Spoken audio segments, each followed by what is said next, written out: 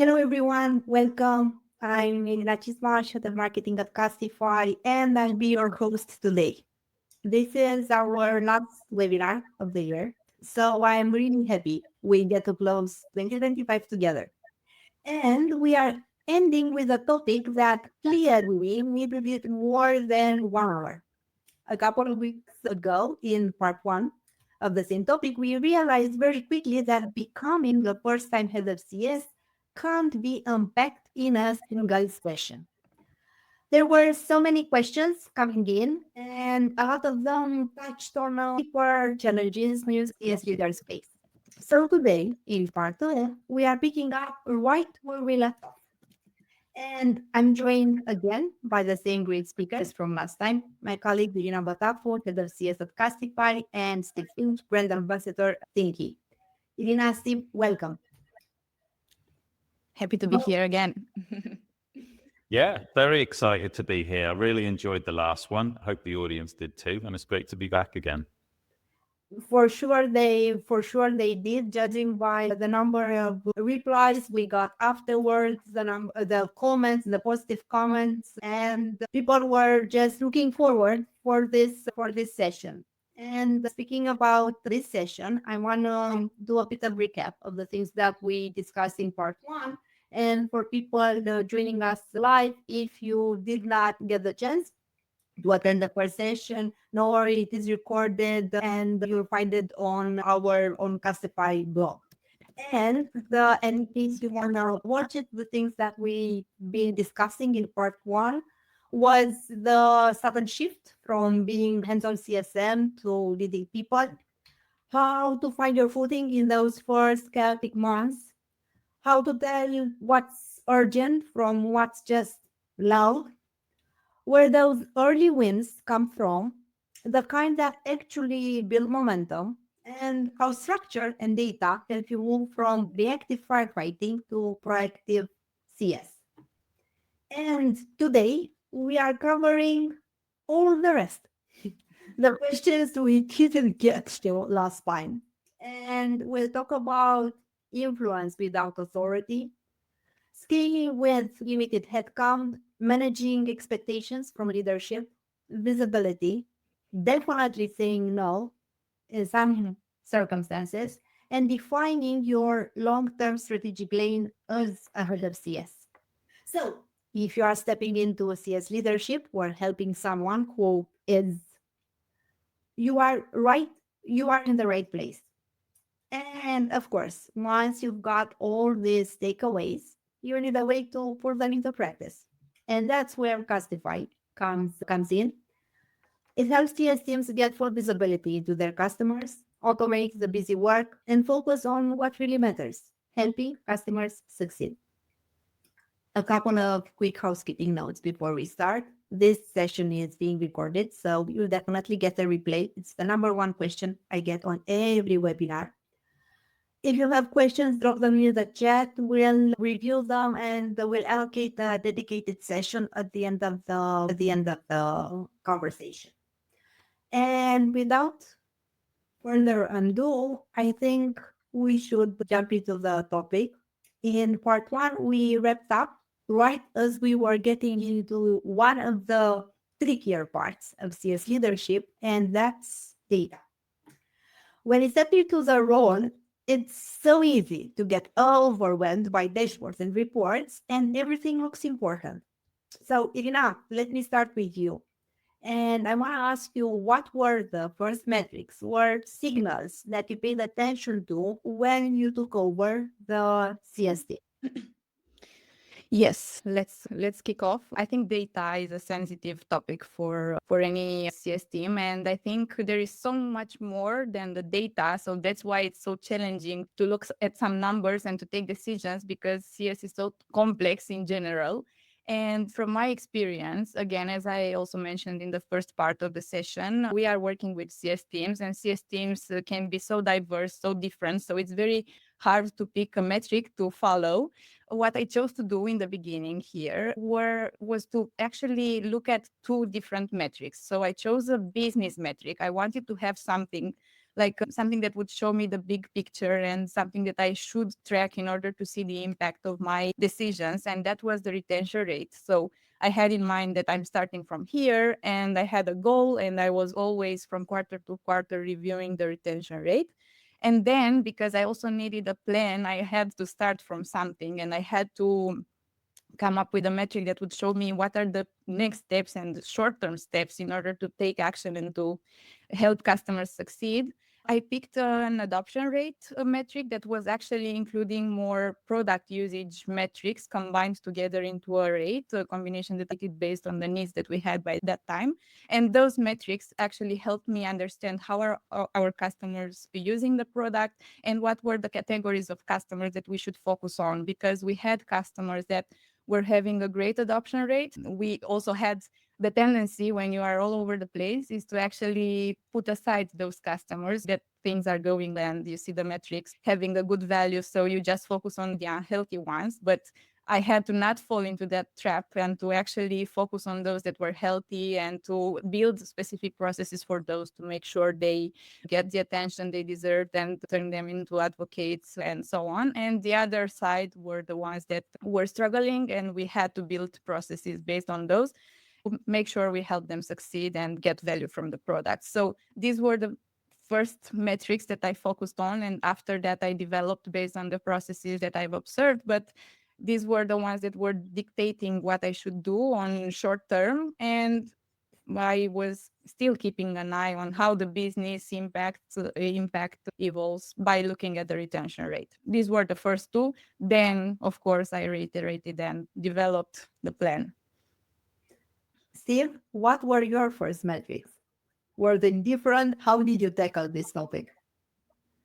Yeah, so the first thing you did for our customers, we took an unusual journey because we were a contract services company, and we built our own product, and we started that small, and then we ended up shifting to that.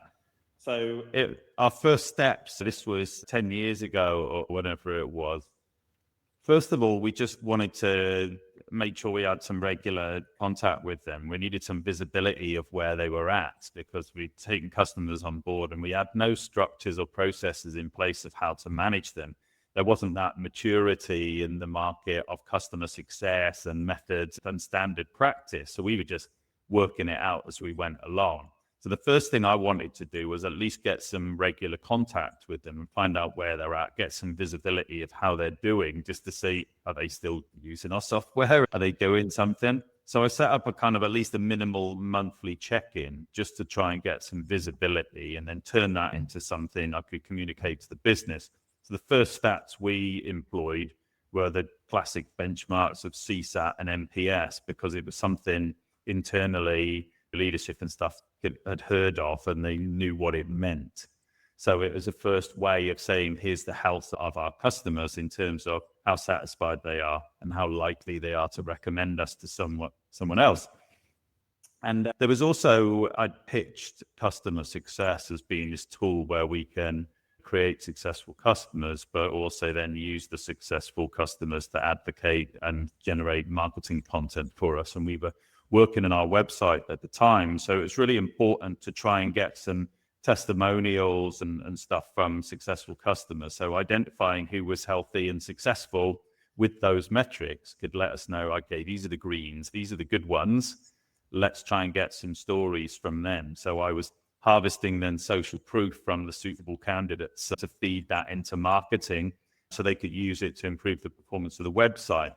And then internally, how could I demonstrate success of the team and how we were working? And it was beyond narrative and storytelling. I needed to have some sort of hard metrics that at least aligned with how other departments and teams were working, because we were really quite embryonic and working things out. So I wanted to pick something that could resonate with the business because others were using it. And I mentioned in the last one about implementing OKRs, objectives and key results.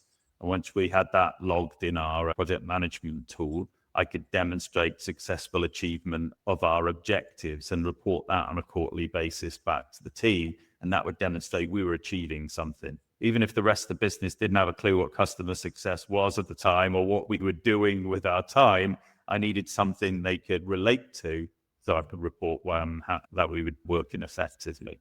So yeah, that was it. They were the first sort of metrics we measured. I love the fact that we have two different perspectives at the table, and this is why I love those. I love having at least two guests in every webinar that I'm running. And it's always helpful to hear what matters when somehow everything feels important. And this ties into the next big challenge because you get the structure in place, you get the data flowing, the processes, you have a stable foundation, and then the good problem hits the volume. And the volume means more customers, more expectations with the same number of people. I think every CS leader hits that point where you are expected to do more with the same headcount. How did you approach that reality? What helped you stay effective without burning everyone out? Yeah, that's a real challenge. And indeed, I was talking to a lot of CS leaders that had the same challenge, and we were laughing that this is something like when you accept the cookies, when you access a website, it's the same when you accept a job offering for a head of CS. You for sure will be in that position to have this challenge. So everybody that is listening to us should prepare for that. Yes, it is for sure a challenge because you are in between. You understand your team challenges. You see what the leadership is not seeing. You know that you are already doing more than is requested, but you cannot prove that. You have, again, as I mentioned in the beginning, you have numbers, you have everything, but there are also the, I don't know, the late night calls or the email that you answered when your shift is already ended, but you want to do more for the customer. So there are a lot of things that the teams are doing to accommodate and to make sure they avoid churn or escalations or whatever.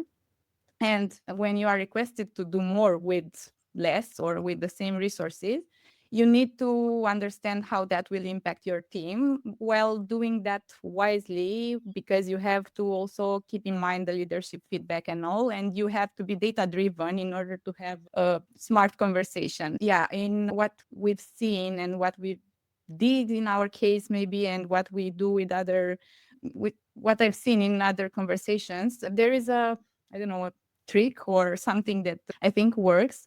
I think it's super important from the beginning to document very well everything that your CS team is doing, all the small things. So besides the processes, okay, you have all the processes, QBRs, renewals, conversations, but what are the other things that your team is doing? Are they analyzing, I don't know, the tickets, or are they jumping in when product needs to understand how others are adopting a feature? The small things that your team is helping with.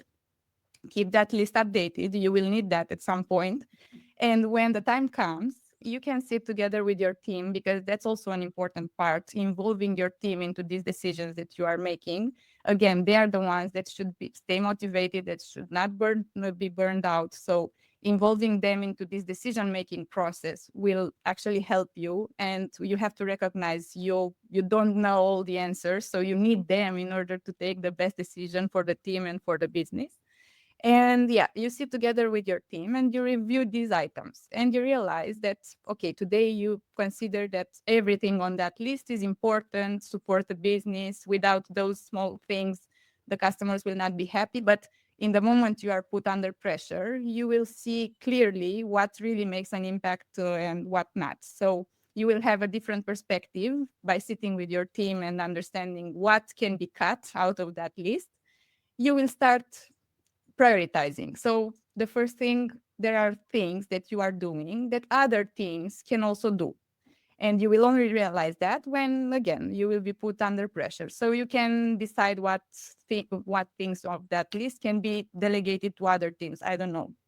Maybe sales can jump in and help, maybe marketing, maybe product.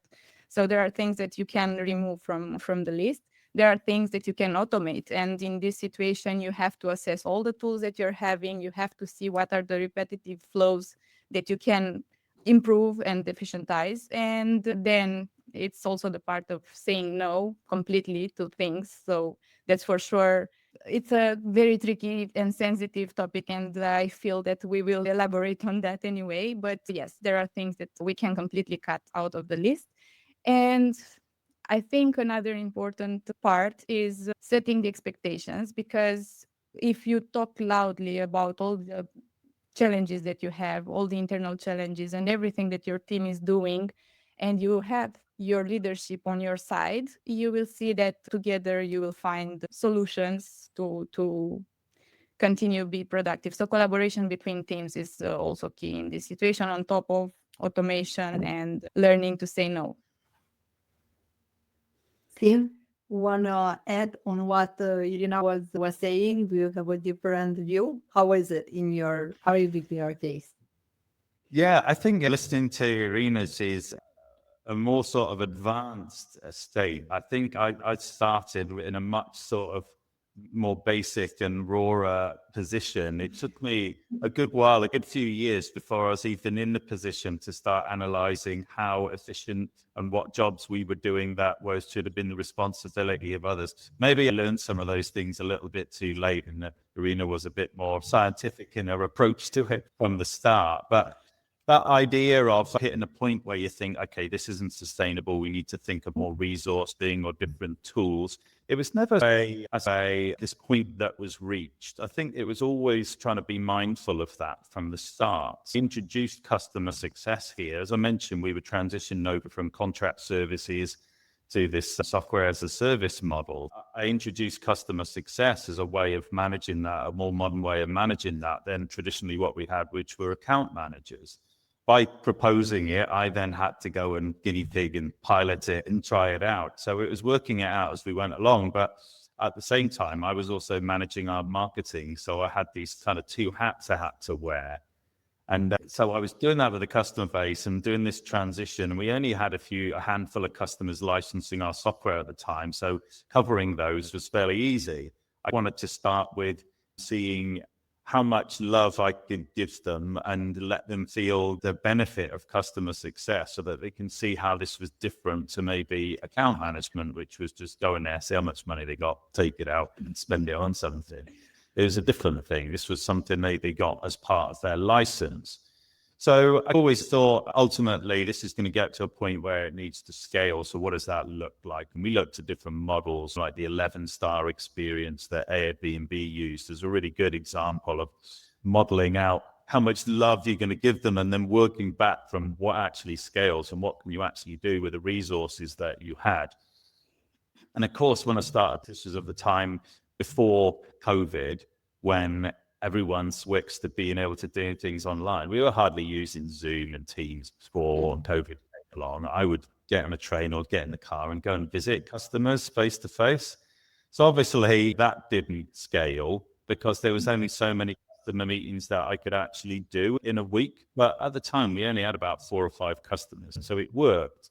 But then it was as our customer base started growing, I passed over the marketing and focused totally on customer success. I could see it was a good alignment with my skill set. It was exciting and new, and I wanted to own it and take it as far as I could. So it was really step by step. We're seeing then the customer base would increase. Then I would learn to be more efficient in my metering out of love, as it were, and find a cadence for the minimum number of meetings or maximum number of regular meetings, whether it was a monthly thing, dialing back the love, as it were, without reducing the quality of the experience. And things evolved from there until we got to the point where I could plot out my week as a CSM. I was still doing the other stuff and designing the processes and the interface and communicating it to the business and thinking of strategy and everything. But purely as a CSM, I was monitoring my week of how much of it was taken up, how much was either meetings or doing administrative support or whatever, the other activities. And we could model out then based on the capacity when I would hit a limit and we'd need to get someone else in. And we could match that up with the sales forecast to say we need X number of customers of this certain type for a CSM to hit their limit. And then we need another one. Then we could model out further from there.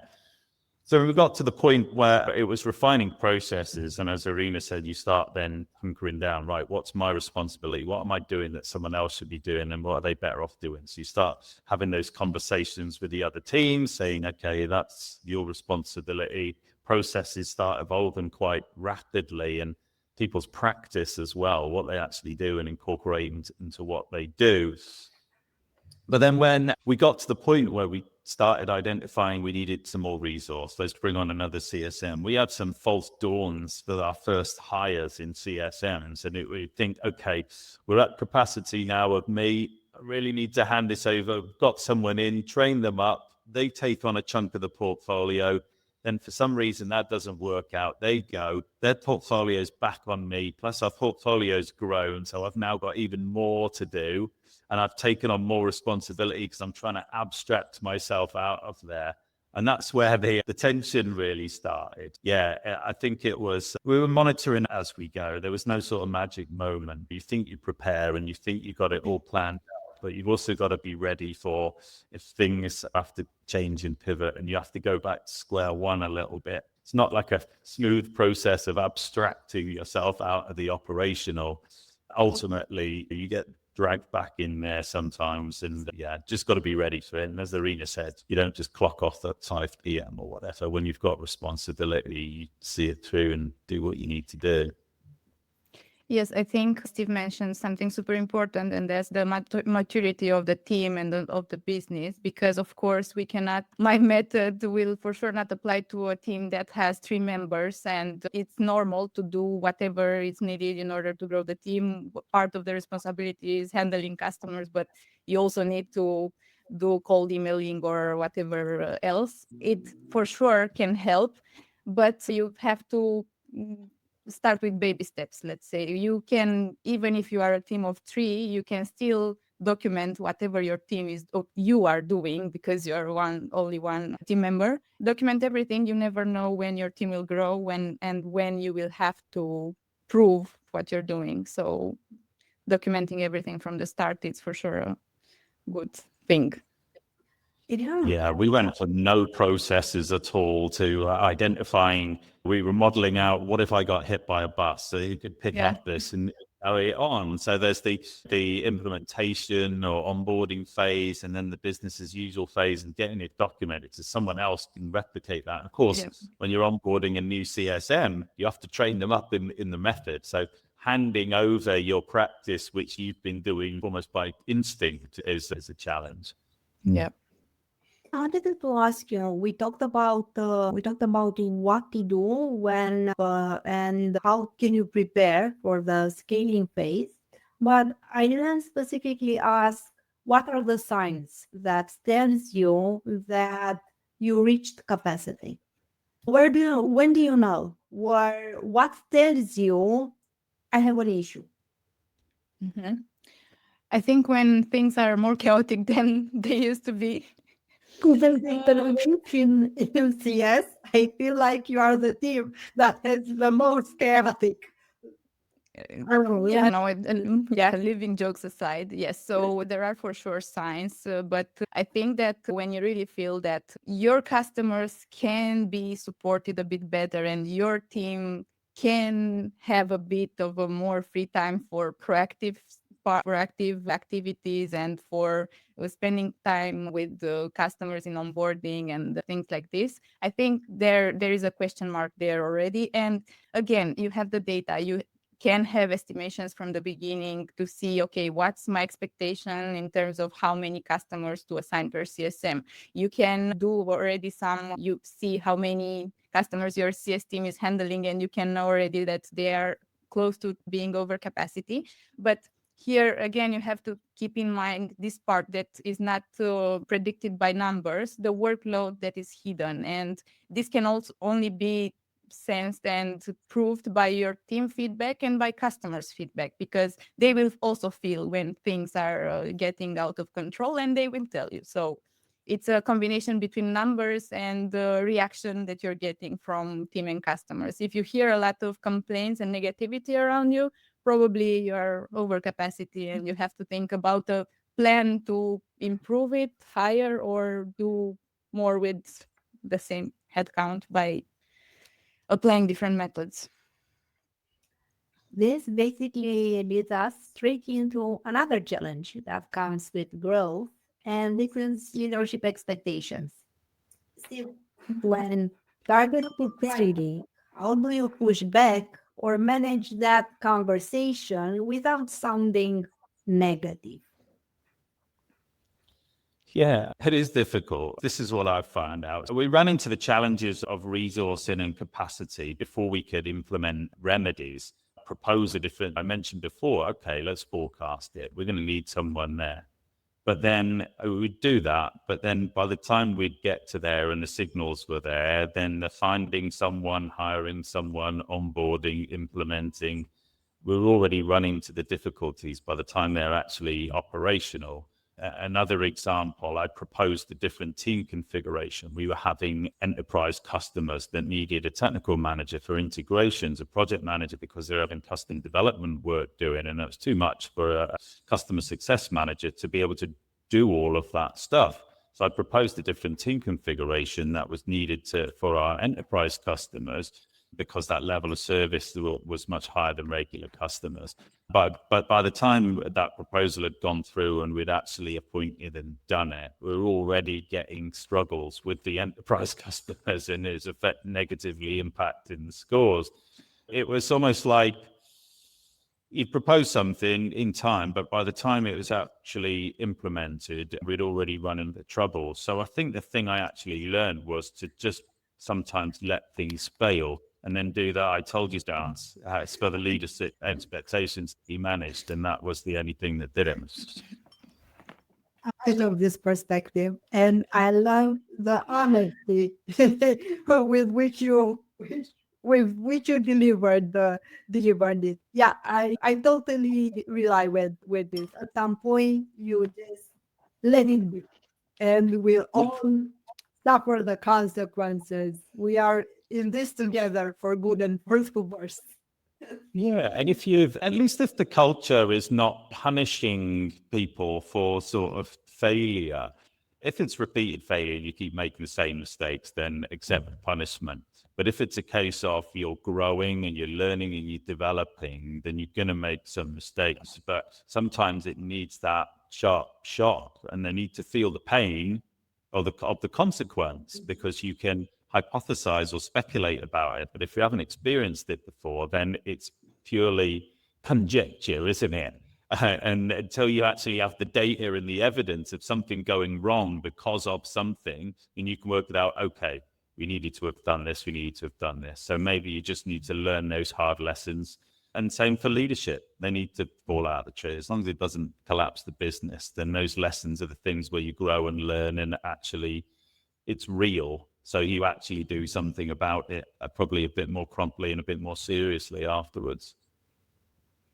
That's a great perspective. And building up on this, there's one more piece to this puzzle, one that almost every new CS leader struggles with.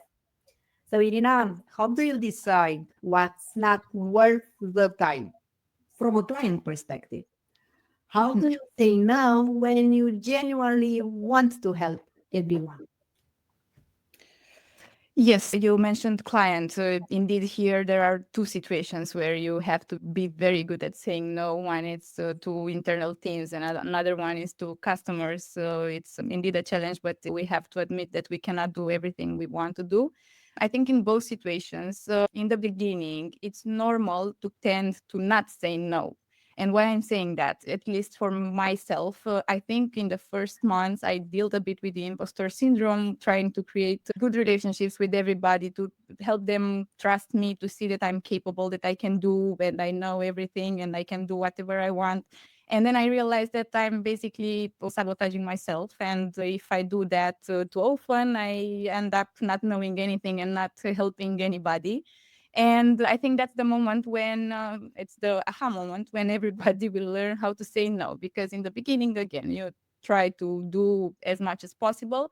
Then you realize you're not superhuman. You need others to help you achieve what can be achieved. And yeah, you become a master at saying no. And I think, again, it's about priorities. What's important in 1 year from now? Is it something you can, for example, I can start my day with hundreds of requests from customers, from leadership, from my team, or things that I had already on my to-do list planned for that day. And again, you cannot check everything on that list. You have to ask yourself what will matter, maybe not in 1 year, it's too far, but in 1 quarter from now, what topic from this list will be important, and you start with those that really have an impact on the business and on your team and on the customer relationship. And then if there's anything else that is not that urgent, they can be already postponed for the other days in order to make sure you focus on what matters. And it's an exercise, it's practice. Sometimes you will say no to things that actually were important. And again, as Steve was saying, sometimes you just have to admit that you failed, and next time you will know, but you cannot master everything. Yeah, hot topic. So we covered mindset, priorities, capacity, and how to handle the chaos that comes with the role. But leadership isn't only about what's in your job description. Sometimes it's also about influencing people you don't manage or driving change without that formal authority. Steve, you've worked across several teams and client environments. How do you build influence and trust with people you don't directly manage? Yeah, it's a really good question. I think there's been a lot of trial and error. I think up until the point where I had to introduce a new concept into the business and for people to get behind it, people they already know historically the value of sales and business development and marketing. So trying to build and help people recognize the value of customer success when they have no concept of it was a challenge in itself. And up until that point, I'd worked very much like a lone wolf. I'd been able to go out and do stuff, and there was measures and metrics against what I did, and everyone could see the evidence of that. So there was already that association up. Steve is doing that, and that's what he's doing, and that's good for us, and that's okay. And with customer success, I was trying to introduce the concept, but also to try, I couldn't do it on my own. And I think our organization started becoming culturally more combined, more working together. I think any business, any team only succeeds when everyone's all pushing in the same direction. And it took us a little while to get to that point where you had development over here and sales over here and these different disparate things, but it worked up to that point, but it needed more to really unlock it. Certainly with the software as a service, it's not like a specific deliverables. It's a constant evolving machine where everyone's all part of it. So I had to try and win people over. And similarly with customers as well, I'm stepping into there with this assumption that I have domain knowledge of the subject matter that our customers work with, and it's their profession and their day to day. And who's this guy from the software company coming in telling me how to do my job? You can't just step in there and do that. So it took a bit of time and a lot of sort of iteration to work out how to do it. And one of the key things I found about building trust was about reciprocity, was about doing things for people. If you want them to do something for you, they need to see that you're doing something for them. So you lead with the doing stuff for them. If you can understand what makes people tick and what their challenges are on day to day of doing their job, and you can step in upstream and offer to help and support them in their domain, then it starts to break down those trust barriers. And not expecting things off people off the start. If you can have a bit of humility and park what you want out of them and just step in and offer and just show some honesty that you want to help them with whatever they're doing, demonstrating an understanding of their domain. What are they being measured against? What does good look like for theirs? And how can you show that and have empathy with it and understand it? So it becomes like human beings. How do you gain trust with a human being, regardless of whether it's a work colleague or someone outside? It's having humility, demonstrating empathy, all of these human traits that people associate and you build trust and build relationships with. And then you could start to grow that by demonstrating actual value. If you can show everyone starts to see the part they're playing in helping the business grow and the business develop, and people get visibility of how you and your team are helping that and contributing as well. So it's good for us, it's good for the business, it's good for them. For example, we've seen a huge growth over the last 3 or 4 years with our product design team of getting in front of customers. We're introducing them, inviting them into that space because customers love it, because they're getting listened to without it going through a person who goes to another person, goes to someone else. The product design team love it because they're getting that direct data from the actual end users. And then that relationship happens, and then you work more closely with the product design team, and you'll find opportunities to introduce them to customers. So that starts to build and grow. And when you're there with customers, I found some of the best relationships of trust have come through the times of adversity. Your relationship with customers isn't always plain sailing, especially enterprise ones where it's challenging. Sometimes they join you as a customer and they have all these expectations of what the product can do. And then they get that little phase of the reality of what it is. Hang on a minute, I thought it would do this. But it's okay, it might not do it like that, but we can definitely work towards getting into that. And if you show that you deliver on your promises, you're good for your word, and you show commitment, you show that you actually care and it actually matters to you that their success, and not the success of are they going to retain and license your software for another year, as in them as individuals. For us, it's the learning and development community. It's L&D practitioners who are our customers, and understanding what makes them tick and what they're being measured against in their job role is really important. So I think it's the same internally and externally, human characteristics, empathy, humility, being of actual value, demonstrating reciprocity and making sure you're giving people more than you're taking from them. I think those things will help. I love your answer, Steve. And I think it ties directly into the next challenge you see as leaders face, and that's visibility. Because we hear this a lot. We are doing the work, but nobody sees it. Irina, how do you make your team's impact visible without feeling like you were just trying to get attention? Sometimes attention is good. Actually, I encourage everybody to speak out, to be loud about their achievements, because it's needed. Attention means that you are seen, you are heard, you have a word to say, so that's good. But again, leaving jokes aside, that's something that I actually, Steve, if you remember, we discussed it in the past in a one-on-one. It's a funny story. I had an aha moment in the when in my first year we were having some management meetings, and it was my turn to talk about customers and CS progress and all. And someone mentioned something like, "Okay, let's start the complaints part."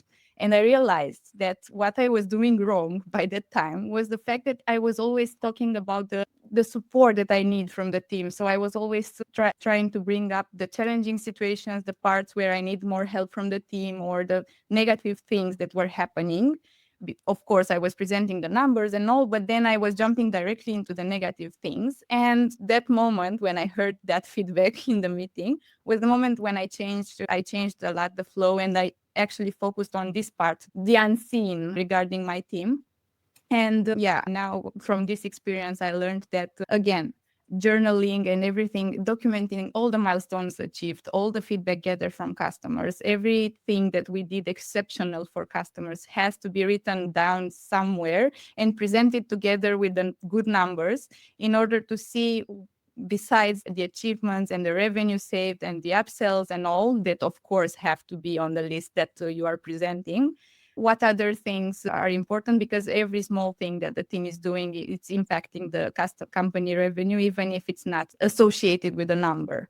And it was a bit different from that point. I felt that also the approach changed a bit, and the team's effort was more visible, and others were receiving this feedback differently. So start positively and get that attention, because you deserve that. Your team has to be seen and heard. That's great. And it actually sets up the last piece of our conversation for today, because at some point, every CS leader realizes you can't fix everything and you need to change your lane and own it. So, Steve, I want to ask you, how did you figure out what your strategic focus should be as head of CS? I guess that changes. You don't have one strategy and then stick to that. I think it's really trying to identify what's priority for the team and at that particular point in time, and showing how that attributes towards the business goals. It was really important for me to get visibility of what our business strategy was for the year coming, to work out where we feed into that. How do we help the business achieve its goals? And there's something that's really important is how do you attribute your strategy and your objectives and the things that come out from that strategy? It's got to point towards what the business is trying to do and what phase the business is actually in for it to actually matter. It's something that we preach to our customers as well, of learning and development. Training is great, but how do you prove that's actually having an impact towards your organization? And until you can actually prove that, you're just going to be sitting in that silo. It's just this budget area. You've got to go beyond that. Instead of just being an order taker, you've got to say, here's how we're contributing towards the business. And this always changes each year. Focus in the early days was, okay, we baselined what our metrics were in CSAT and NPS, what are industry standards that we should expect, and let's aim towards doing that and see what we need to do that. At the same time, we are managing scale. So how do we scale up the operation without scaling up the cost? There's these sort of points where like, we need customer success software in order to be able to do this, that our next stage of scaling needs to be able to manage the data in an efficient way instead of me sitting there messing around with spreadsheets in the evenings for hours. So I think that strategy focus, obviously when you step into the role, there's big expectations when you first step into the role. So you've got to make a little impact. So you've got to take something that actually matters to the business. So you can, as Irina was talking about, visibility and impact. I think when you're stepping into the role ahead of CS, there's extra eyes on you to make an impact and make a difference. We always recommend to the customers, go for something, an easy, quick win that can get some good bang for buck out of it. So at least, because people are going to be sitting there waiting for you to evidence some impact that you're having. And if it's like a 12-month plan, you're leaving it too long to demonstrate a win. So pick some early, easy wins in there to show that you're making progress against something. But always tie it into whatever your business objectives are, whatever the business plan is for that year. Get early visibility of it and show how what you're doing contributes towards that and impacts towards that. And that really sort of locks you in as invaluable and focused on the business as well, and not just doing your own little thing of playing with CS stuff over here. Ira, do you want to add or what? Yeah, I wanted to continue. I was just waiting to see if you have any follow-up questions for Steve. Yeah, I wanted to say that on the strategic part, I totally resonate with what Steve said. And I think you have to have that adaptability. It's a requirement to be able to change your strategy from year to adapt to trends, to company challenges, to customer expectations, to leadership expectations, and so on. However, I think it's super important to have an anchor, to always have something in mind, your strength that you are always coming back to in order to, to have something that guides you through this chaotic line. And I think something important is to understand what qualifies us for that position. What is your strength again in this process?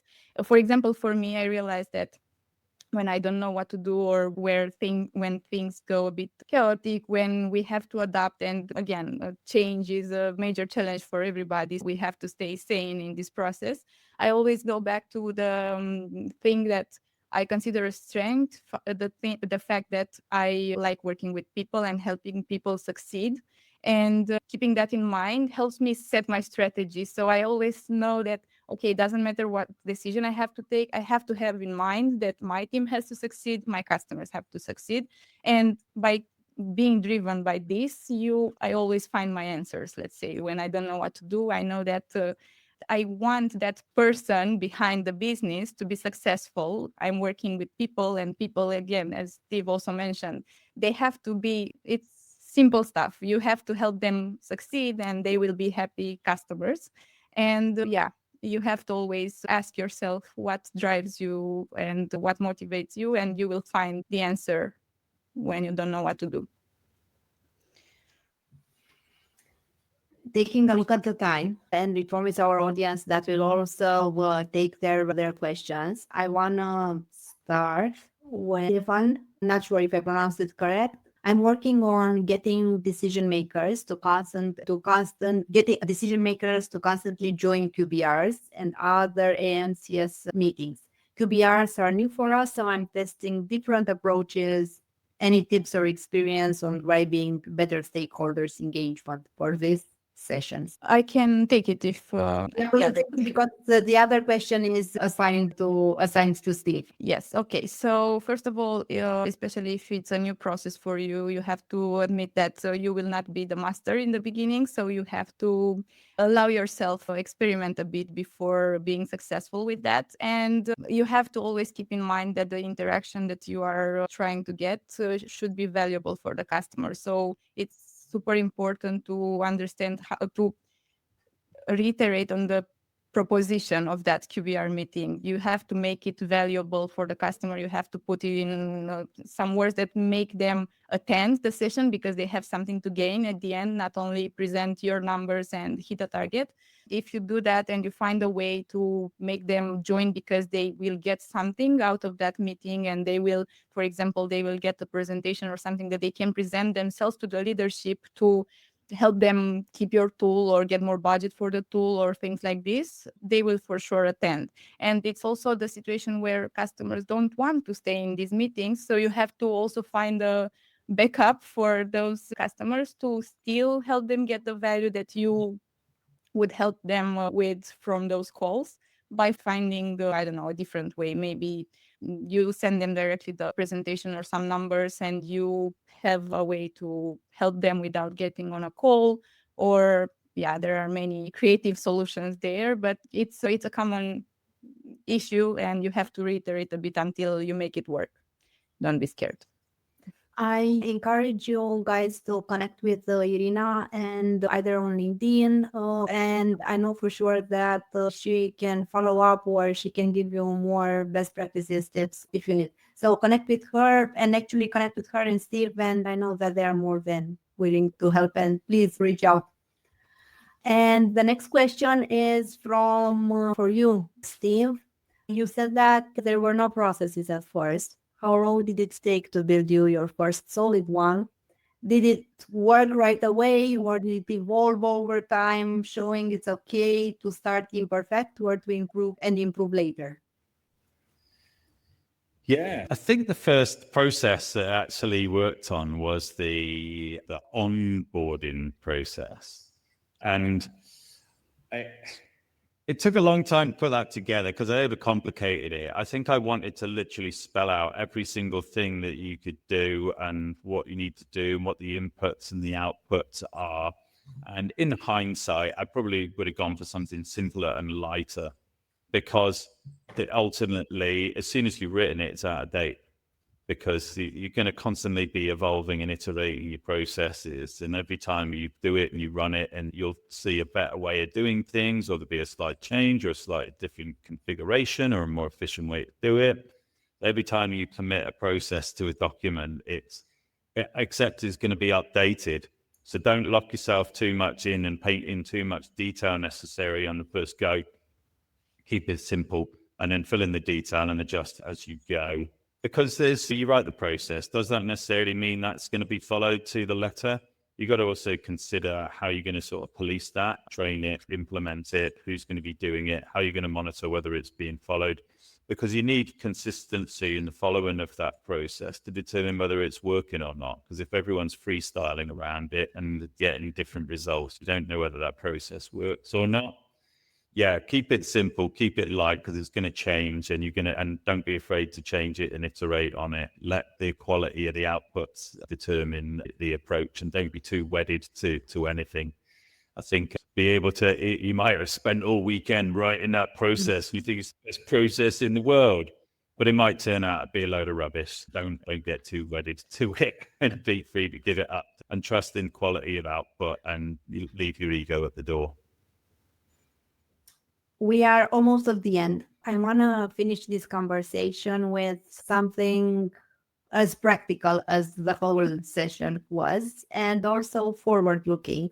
So I want to ask both of you, for anyone stepping into the CS leadership for the first time, what's one thing you tell them to do as they go into 2026? Where should they start? What's your piece of advice for new CS leaders?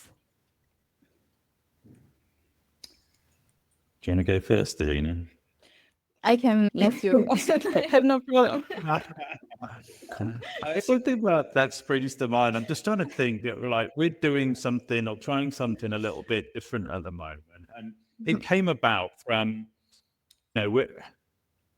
the ultimate expression of success to our customers. They do stuff and the metrics are all there and they say they're successful and stuff. But sometimes those sort of higher level social proof outputs are really the epitome, like a winning an award together or something. And you've led that award entry for them and you've done everything over that period of time that would lead up to having the evidence of doing it. And what that's led us to do is work a bit more strategically with our customers. So when it comes to awards nomination season, we've already got the story, we've already got the evidence. And a lot of the time it's how do you demonstrate the impact? You need the metrics and the numbers and the data and the evidence and stuff to show, to satisfy the judgment criteria that the judges are using there. And if you've set that all up in advance anyway, it should be easy. You're not having to make stuff up in order to satisfy the judging process. So we're just learning to be a bit more strategic with our customers. And I guess the thing is just always be, as Irina said before, thinking about and caring about your success of your customers. Think of them as people. Think of what's going to make them a hero and a champion in their organization and work back from there. If there's something you're not doing, don't be reactive and fall into that sort of support mechanism. What does true success look like? How can you add value and bring value to your customers to make them a hero and a champion and, model out the 11-star experiences of celebrating winning an award together and you're there and you're all dressed up and you're having a great time, you're throwing shapes on the dance floor and everything. And that's the ultimate expression of success. So work backwards from there, but just always have that in mind and think about how you can bring extra value and work more strategically with your customers. And yeah, that's my advice.